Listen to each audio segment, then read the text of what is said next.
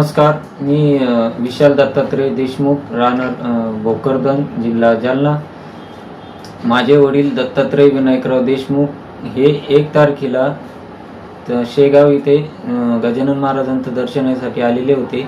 1 ते 3 तारखेपर्यंत त्यांची तब्येत चांगली होती.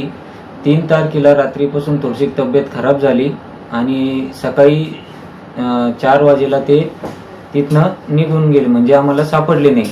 आम्ही भरपूर शोधाशोध केली, सगळीकडे बघितलं.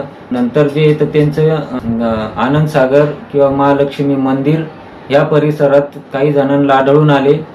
तर आम्हाला असं वाटतंय की ते अजून पण शेगावातच आहे.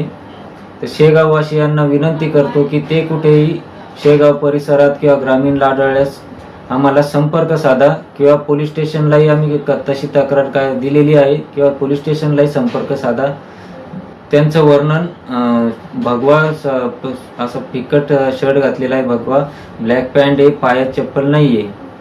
आणि माझा संपर्क 83 93 24 24 04. धन्यवाद.